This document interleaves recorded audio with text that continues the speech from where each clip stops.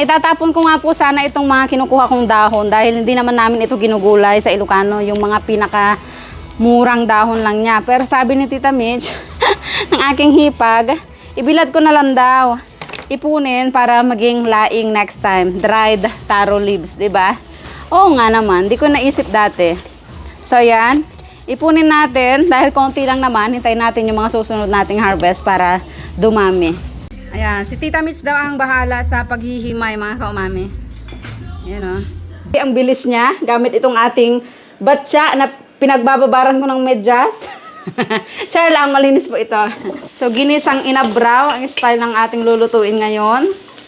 Sunod na natin ang sibuyas. Huwag na natin papabrownin dahil gusto nating isangkot siya ang tinapa para sabay-sabay na po silang bumango. Yan. Balatan natin ang santol. Lalaki oh. Oops.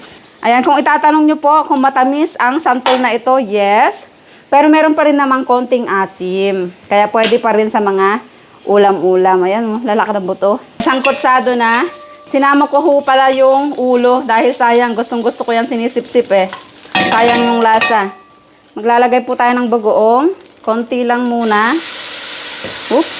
At gusto kong dagdagan ng konting patis para mas mabango. Okay. At ilagay ang nor cubes.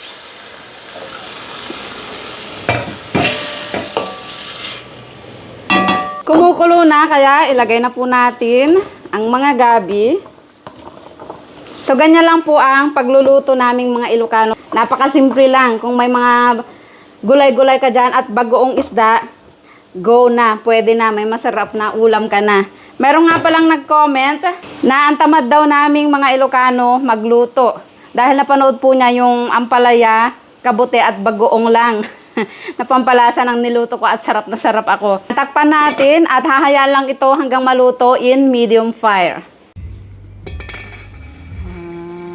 So marami pong nagsasabi na kapag hinahalo daw ang gabi ay kumakati.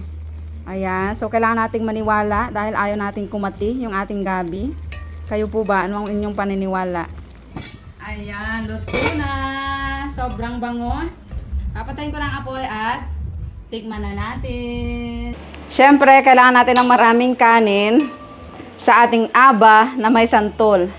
Aba po, ang tawag namin sa gabi pala. Aba. Aba, may santol. Bango ng tinapa. Grabe. Sarap. Yung asim niya, hindi naman maasim na katulad ng mga sinigang. Yung tamang asim lang. Grabe. Ito yung mga nakakamiss na ulam sa amin.